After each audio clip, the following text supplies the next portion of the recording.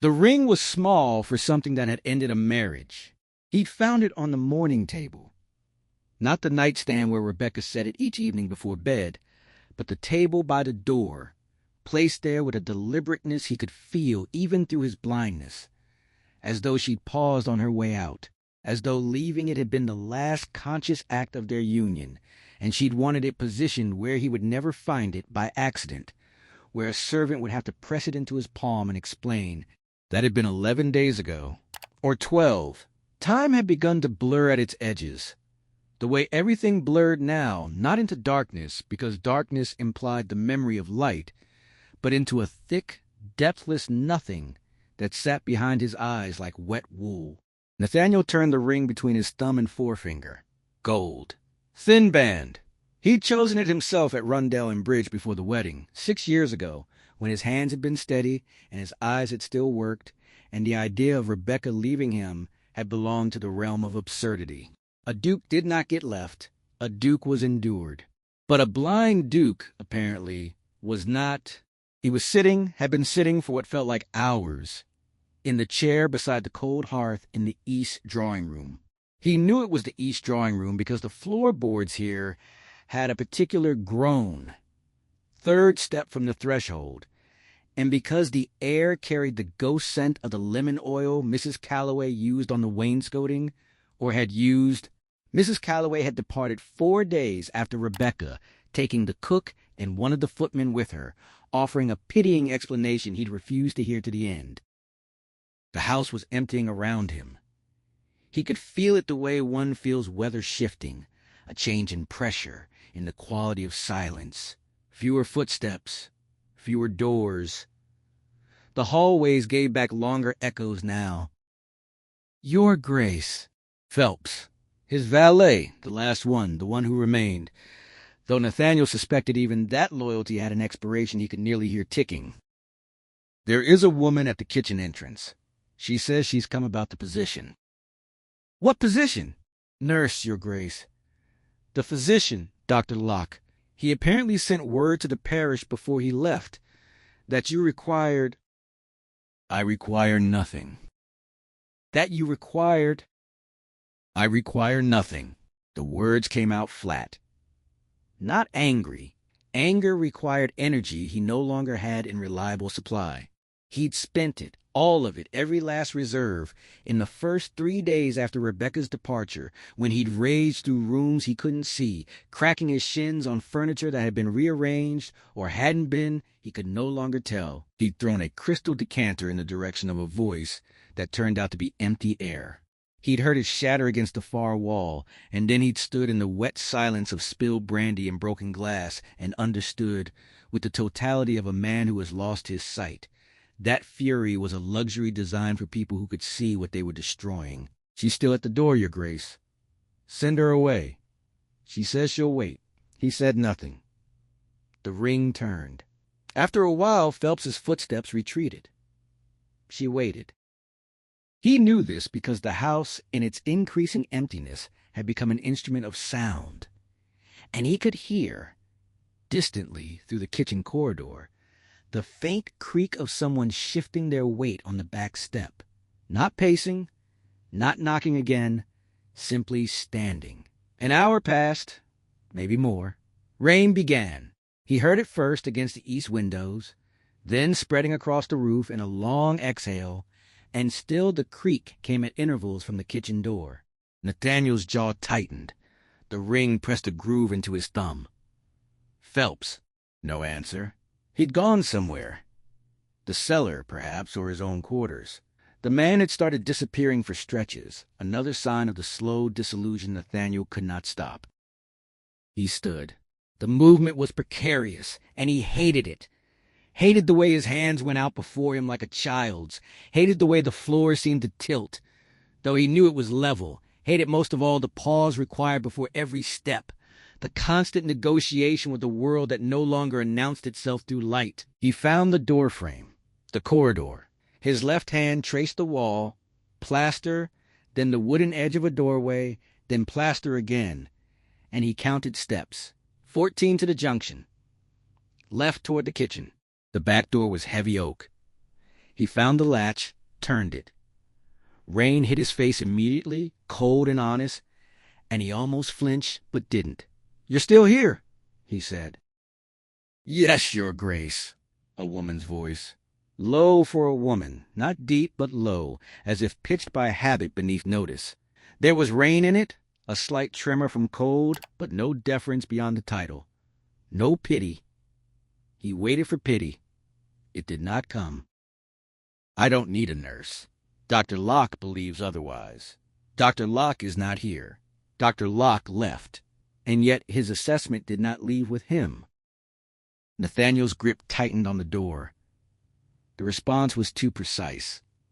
Not a servant's answer. Not a parish woman's. He filed it away in the part of his mind that was learning, by necessity, to build people from fragments, a vocal pitch, a word choice, the rhythm of breathing. "What's your name?" A pause. Very slight. "Anne." "Anne what?" "Anne is sufficient. I'm not here for society." He nearly shut the door. Nearly. But the rain was soaking through his shirt now, and the cold was the first thing in days that had made him feel genuinely present in his own body.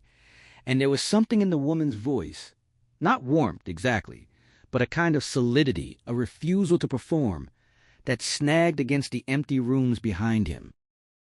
"You'll sleep in the servants' wing," he said. "You'll not enter my chambers without announcement. You'll not rearrange the furniture. You'll not speak to me of God's plan or silver linings or the compensations of other senses, and if you pity me, you'll do it silently or not at all." "Agreed," she said. No hesitation. He stepped back. She stepped in. He heard the water running off her clothes onto the stone floor. And beneath the rain, something else. Lavender. Not the perfume kind Rebecca wore, imported and cloying. Wild lavender, the sort that grew along hedgerows. The kind you carried because you'd walked through it, not because you'd chosen it. That was the first night. She was competent. That was what he noticed before anything else, because competence in the dark was not a quality but a texture. The absence of fumbling, the lack of hesitation in her step, the way she set a tray down exactly where his hand expected to find it. She did not crash into things. She did not gasp when she saw his face, and he knew his face was worth gasping at. Now the ruined landscape around his eyes where the blast had done its work, the scars that pulled the skin into something he could only map with his own fingers and recoil from. Rebecca had gasped once on the first night when the bandages came off. A small involuntary sound she'd tried to swallow and failed, and it had lodged in his memory like a splinter he couldn't reach. Anne did not gasp. He listened for it.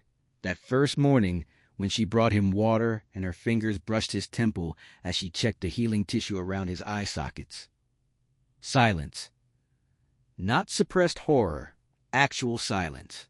As if what she touched was simply a wound, and wounds were things she understood. "You've done this before," he said. "Tended to someone." "Yes." "Who?" "My mother. She was ill for a long time before she died." The answer came readily, and he thought it was true, though not the whole truth. He was developing a sense for this. The weight of held-back words. The way a voice sounds when it's telling one honest thing to obscure another. She changed his dressings with hands that were steady and unsentimental. Her fingers were rougher than Rebecca's. He felt calluses along the pads, the hands of someone who had worked, not merely lived. She smelled of linen and wild lavender, and sometimes of bread, which meant she was baking, which meant she had taken it upon herself to manage the kitchen now that the cook was gone. He did not ask her to. She did not ask his permission. The days acquired a shape. She woke before him. He knew because by the time he stirred, the hearth in his room was already alive, warmth pressing against his face like a palm. Breakfast appeared. She guided him through the halls when he allowed it, which was rarely, and waited at the end of corridors when he did not, which he knew because he could hear her breathing, slow, patient, 17 paces behind. He hated her for it. Not truly, but something adjacent to hatred. the particular bitterness of a proud man made dependent on a stranger's hands. He tested her, refused meals, dismissed her with sharp words. Once, in a fit of frustration after he'd walked into a door he'd miscounted, he turned on her voice and said, "Do you enjoy this? Watching a man crawl through his own house?" "You're not crawling," she said. "You miscounted. The study door was moved during the repainting last spring. It's one step sooner than you remember." He stood there, breathing hard. She was right. He could feel the fresh paint under his fingertips, the slightly tacky surface Rebecca had commissioned and he'd never seen.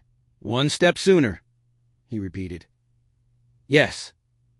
He adjusted. She did not mention it again. This was her way, he learned. She corrected without consoling. She informed without interpreting. When he asked what the weather was, she said, "Cold, with fog along the river," and did not add that it might lift later or that spring was coming. When he asked if any letters had arrived, she said no, and did not cushion it with speculation about delayed post or reassurances that someone would write eventually. Rebecca had been a woman of relentless optimism, every hard fact wrapped in gauze, and he'd loved that once, loved the way she made the world softer.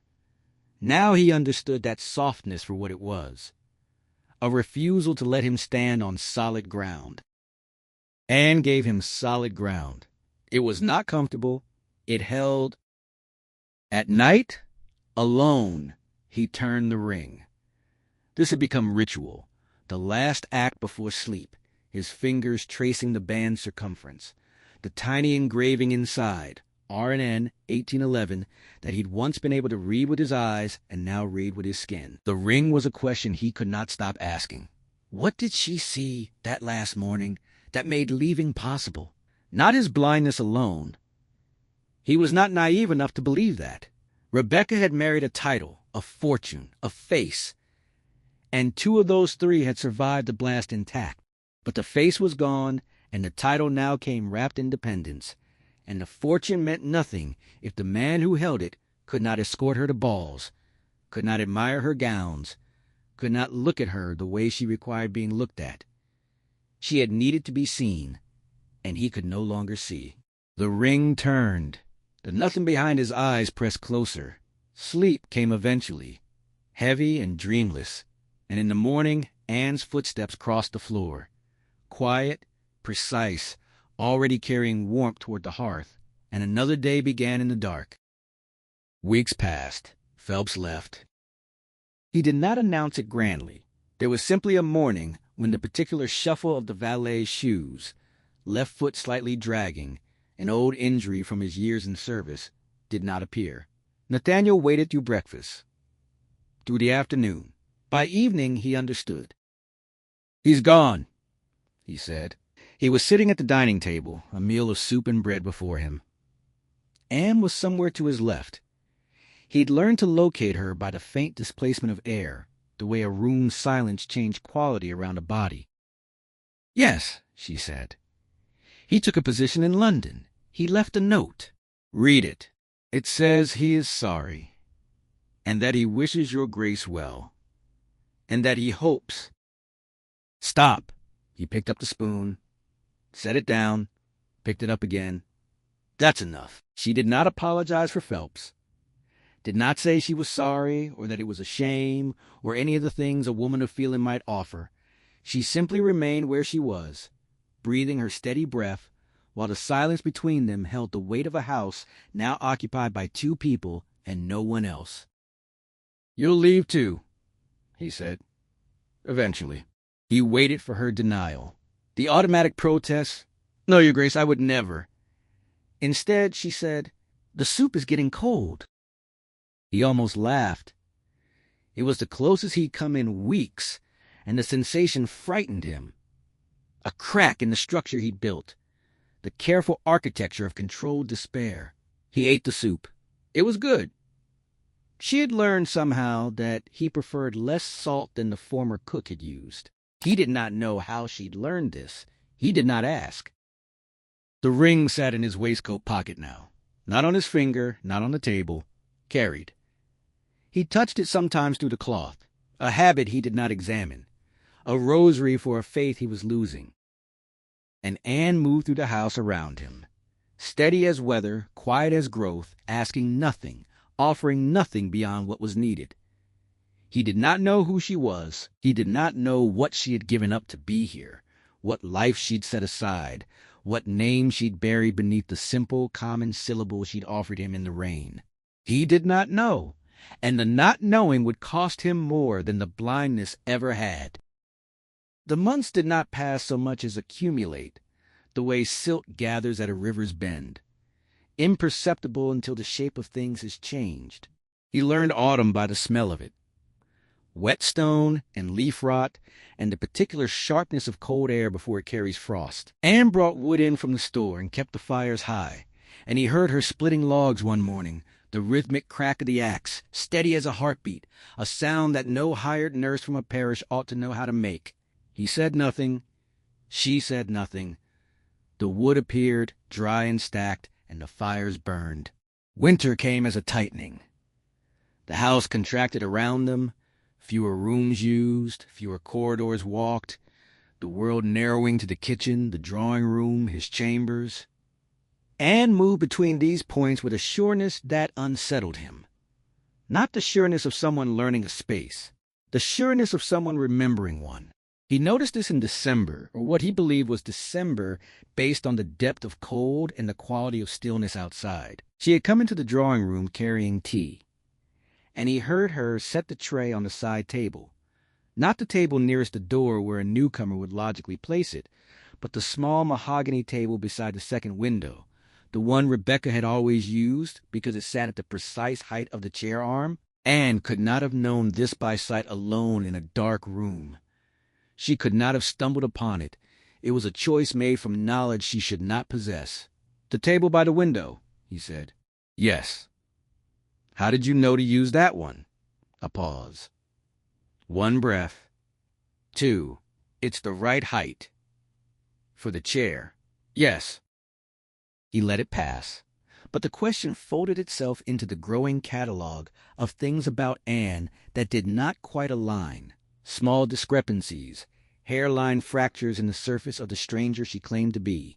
She began reading to him in January, not because he asked, but because the evenings had grown unbearable in their silence. The first night, he heard pages turning in the chair across from his, and said, "What is that?" "A book, Your Grace." "I know it's a book." "What book?" "Erda's Meditations. I found it in the library. That library holds 4,000 volumes, and you found Marcus Aurelius. It was on the table by the door. Someone had left it out." He had, months ago, before the war, before everything. "Read it aloud," he said, and regretted it immediately.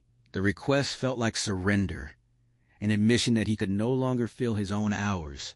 But she began without ceremony, her low voice settling into the cadences of the text with a fluency that surprised him. She did not stumble over the Latin titles.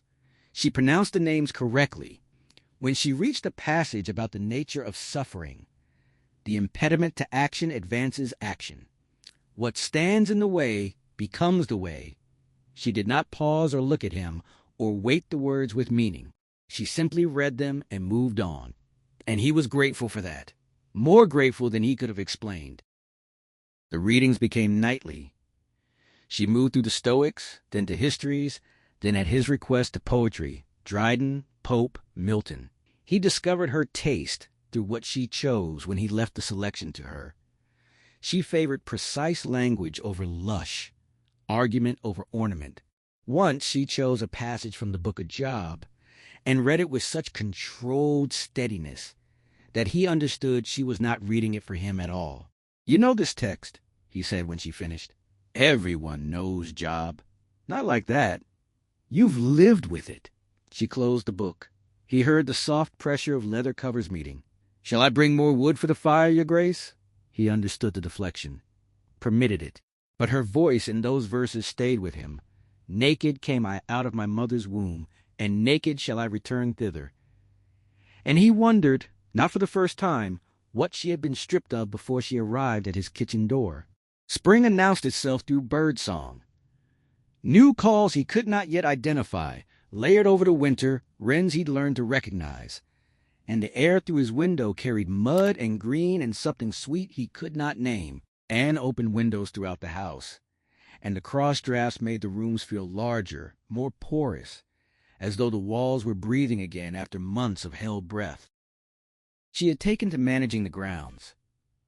He knew this because her clothes, when she passed close enough, carried grass and soil, and because he could hear her in the mornings before his fire was lit, the distant scrape of a hoe, the particular sound of shears. When he asked her about it, she told him the kitchen garden had gone to seed, and she was putting it right. "You're a nurse," he said, "not a groundskeeper. The herbs I need for your poultices grow faster if I tend them myself." It was a practical answer, also insufficient. She was planting far more than medicinal herbs. He could smell it in the weeks that followed, the estate coming alive around him in scents he associated with the time before. Rosemary along the kitchen path, thyme in the cracks of the courtyard stones, and lavender. Lavender everywhere, the wild kind, filling the air around the house until he could no longer tell where the hedgerows ended and Anne began. He was thinking about her too much. He recognized this the way one recognizes illness, a creeping awareness, a temperature change in the mind. It was not desire, not yet, or not in any way he could name. It was attention, an orientation, the way a blind man's world organizes itself around sound. His days had begun to organize themselves around her.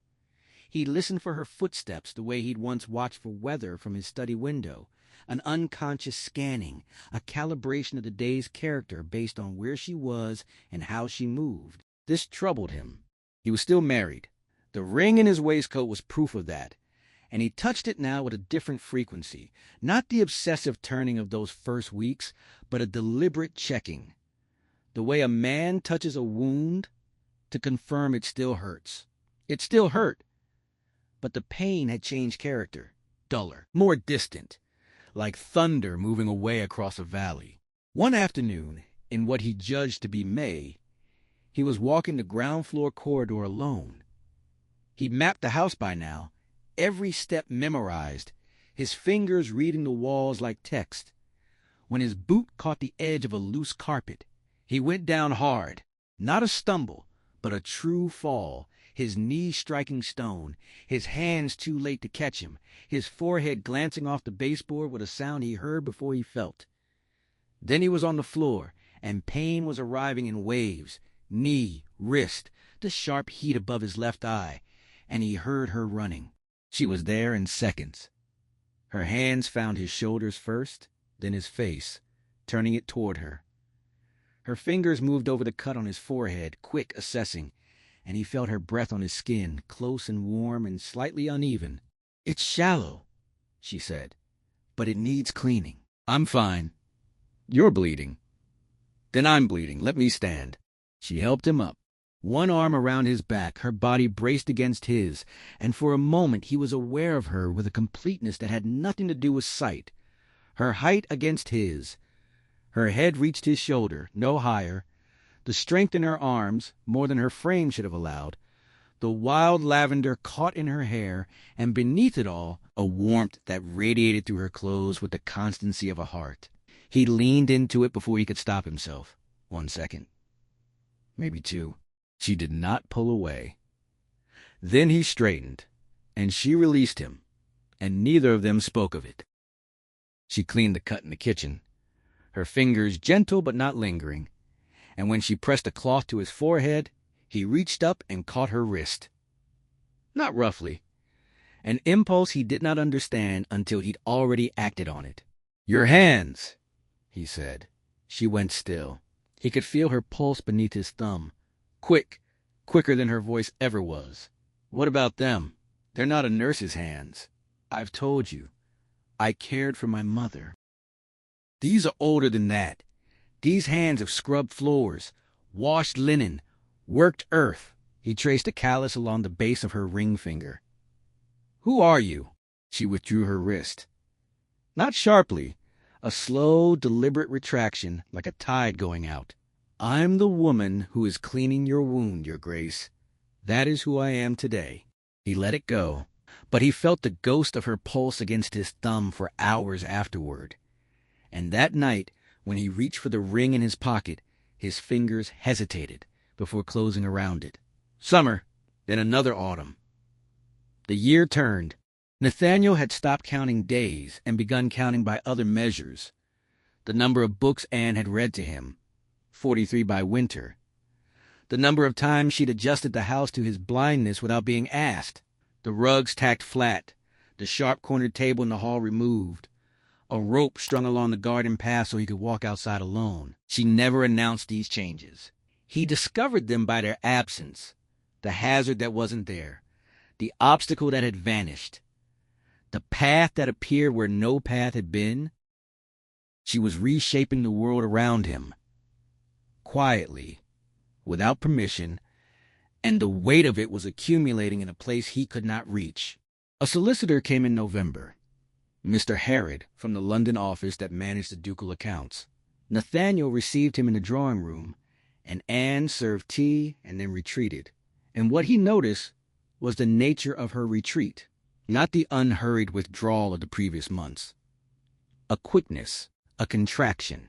The door closed faster than usual, and her footsteps moved away with a pace that bordered on flight. Harrod conducted his business with the determined cheer of a man who found blindness embarrassing.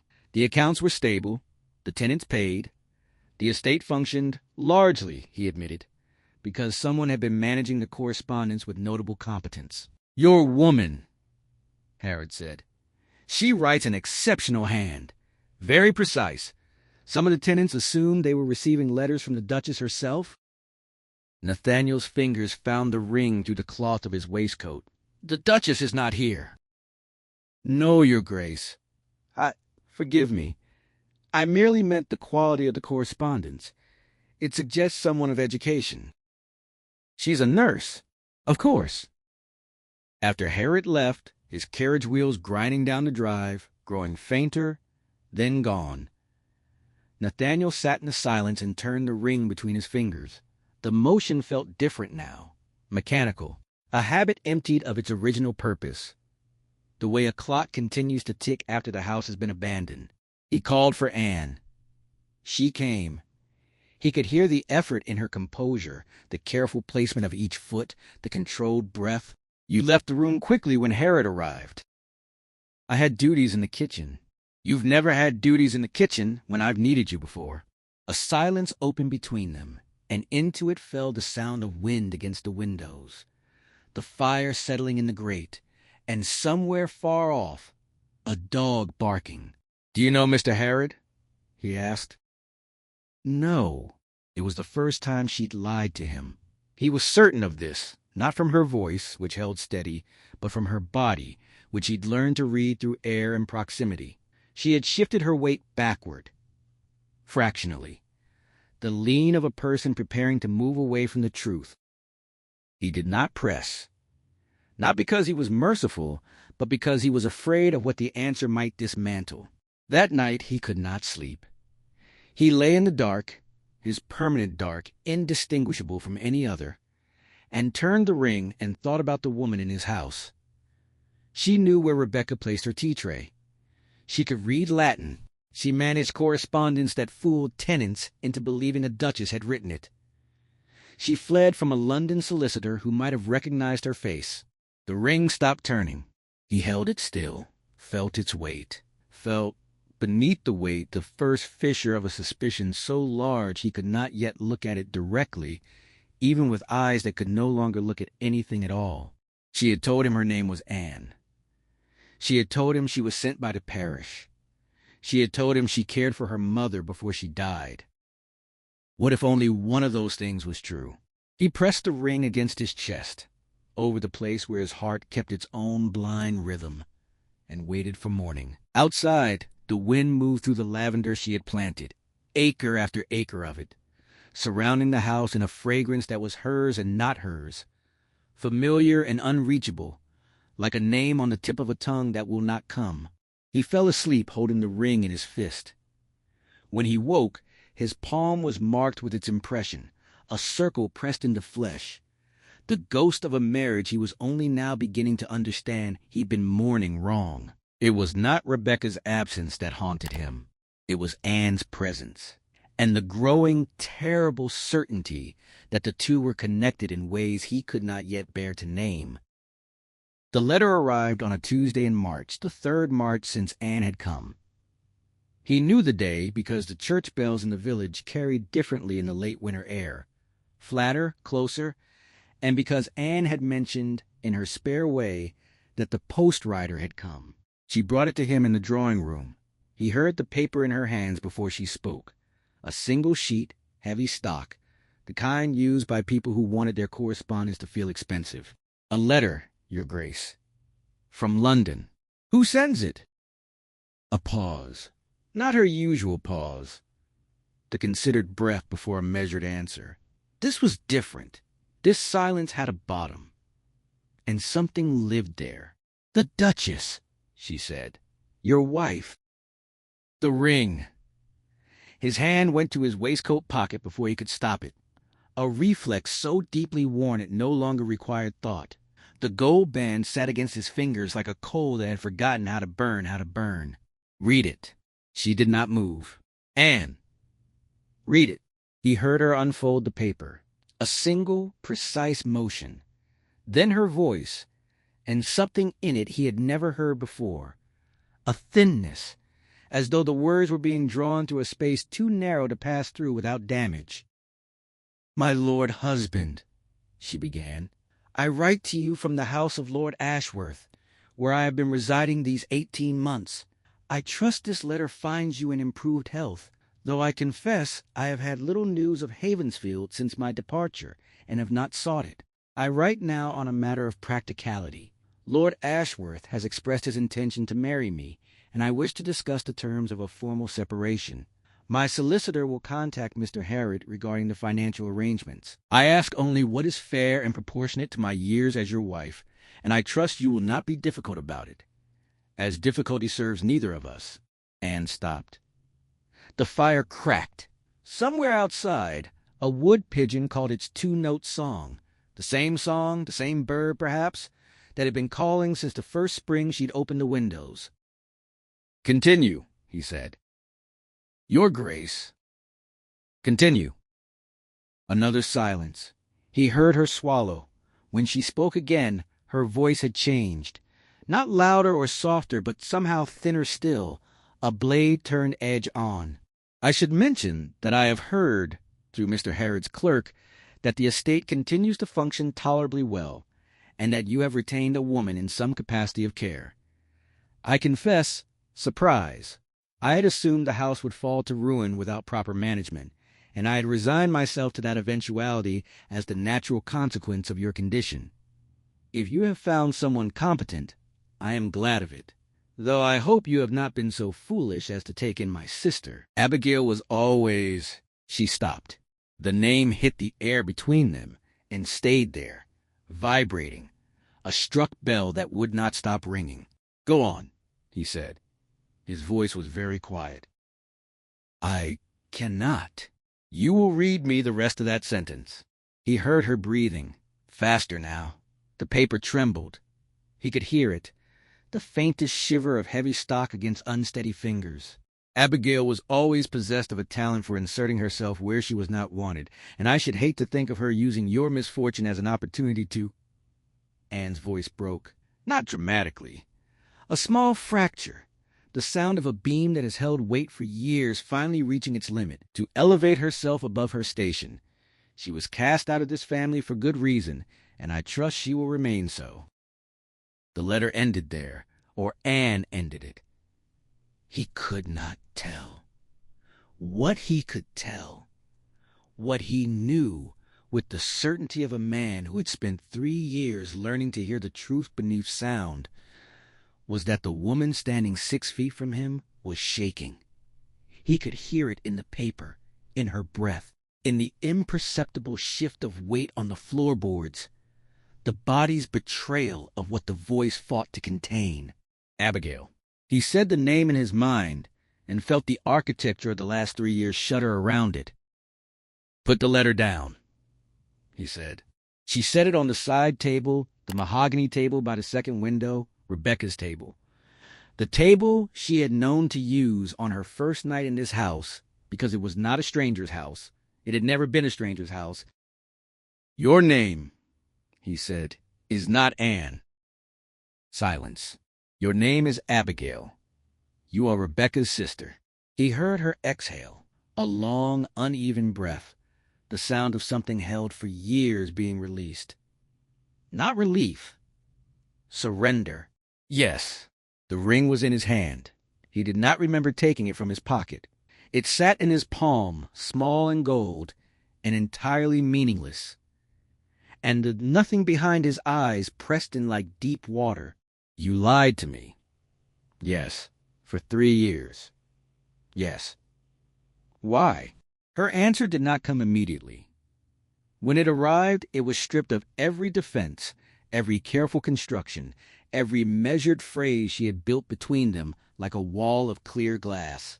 Because you would have sent me away. And there was no one else. He stood. The chair scraped back, the ring clenched in his fist. No one else.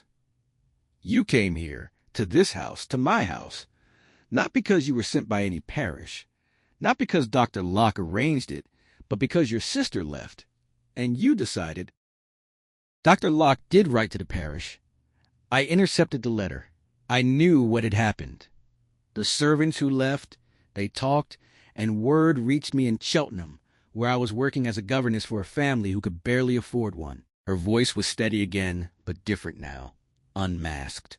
I came because someone had to, not because I was asked, because no one was going to ask. And your name, the lie. You knew Rebecca had a sister. You knew that sister had been removed from the family. If I told you who I was, you would have assumed I came for money or position or to take what Rebecca left behind. You would have sent me away, and you would have been alone in this house until it killed you. He wanted to argue. The words lined up. Pride, indignation, the Duke's prerogative to choose his own company. But they collapsed under a weight he could not lift, because she was right. He would have sent her away. He would have chosen solitude and slow ruin over accepting help from the woman his wife's family had discarded. And he would have called it dignity. Sit down, he said. He did not know if she sat. He lowered himself back into his chair and pressed his palms against his knees, and the ring dug into his skin, and the room was very quiet. Tell me, he said, why you were cast out. He heard her settle into the chair across from him, the one she always used during the evening readings, the one that had become, without either of them naming it, hers. Rebecca was the beautiful one. I was the practical one. When our father died, there was enough dowry for one advantageous match, and our mother chose Rebecca. This was sensible. Rebecca could charm. I could not. What remained for me was a position as her companion, present at meals, absent from conversation, visible enough to be pitied, and invisible enough to be forgotten. She paused. When Rebecca married you, I objected, not to you, to the terms. I asked our mother to set aside a small portion for my independence. Rebecca refused. She said it would diminish the settlement and embarrass the family. Our mother agreed. When I pressed the matter, Rebecca told me I was ungrateful and grasping, and I was sent to live with a cousin in Shropshire. Then the cousin died. Then I was a governess. Then I was here. She recounted this without bitterness. That was what struck him. Not the facts, which were cruel enough, but the voice delivering them, level, worn smooth by years of handling. She had carried this story for so long it had lost its edges, the way a river stone loses its angles, and what remained was hard and plain and impossible to argue with. You came to nurse the husband of the woman who cast you out. Yes, and you stayed. Yes. Why? He heard her lean forward. The chair creaked. Her voice came closer, and with it the lavender, not wild anymore, he understood now, but cultivated, planted by her hands in the soil of an estate that would never bear her name. She had spent 3 years filling his world with a fragrance he associated with her and thought was the hedgerows, and even that had been her quiet work, her invisible hands reshaping everything he breathed. "Because you needed someone," she said. "And I had spent my entire life being no one. I thought perhaps the two things could meet." The ring. He looked down at it. A useless reflex, the phantom gesture of a sighted man, and felt its weight as though for the first time. This small circle of gold that Rebecca had placed on the table by the door, her final, precise cruelty, leaving it where he would have to be told about it by someone else. He had carried it for 3 years. He had made it the center of his grief, the altar around which his suffering organized itself. And all that time, the woman sitting across from him had been performing a sacrifice so total, so silent, that it made his grief look like vanity. She had given up her name, her history, the right to be recognized for what she did. She had cleaned his wounds and managed his estate and read him poetry and split his wood and planted his gardens and answered his cruelty with patience and his suspicion with steadiness. And she had done all of it while listening to him mourn the woman who had thrown her away. The moral ledger of the room shifted. He felt it happen. A rebalancing so profound it was almost physical. A change in pressure, as though the air itself had reorganized around a new center of gravity. He was not the one who had suffered most in this house. He was not even close. "Abigail," he said. Her real name. Her actual name. It felt different in his mouth than Anne. Fuller, heavier, a name with too many syllables to hide behind. Yes. He held the ring out, toward her voice, toward the lavender, toward the creak of the chair that had become the most familiar sound in his life. "Take this." She did not move. "I don't want it," she said, "nor do I. Not any more." He heard her stand. Her footsteps. He knew them so well, could distinguish them from any other sound on earth, crossed the space between them. Her hand touched his. Calloused fingers. The scar along her left thumb from the kitchen knife. The roughness of her palm. The impossible steadiness that had held him upright for 3 years. She took the ring. He heard her set it on the table, the mahogany table, Rebecca's table, and the sound it made against the wood was small and final and done. "I will leave if you wish it," she said. "Now that you know." "I know," he said. "That is exactly why you will not." He reached for her hand and found it. Still there. Still steady.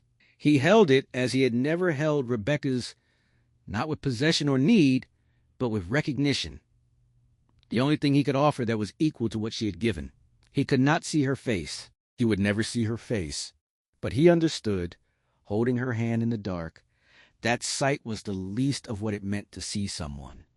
And that this woman, who had lived unnamed in his house, who had carried the weight of his world without asking to be thanked, who had read him Job because she understood what it meant to lose everything and remain, was the most visible person he had ever known. "Stay," he said. Not a command. He had lost the right to command her long ago, if he had ever held it. It was an asking. Perhaps the first honest one of his life. "As what?" she said. Her voice was very close. Her breath touched his jaw.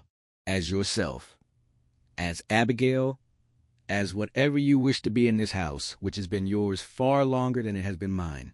She was quiet. He held her hand and waited, and the lavender came through the open window, and the fire settled, and somewhere in the garden she had planted, a bird sang the evening down. "Then I'll stay," she said. He brought her hand to his lips, pressed his mouth against her knuckles. Rough, real, marked by every sacrifice she'd made in silence. She did not pull away.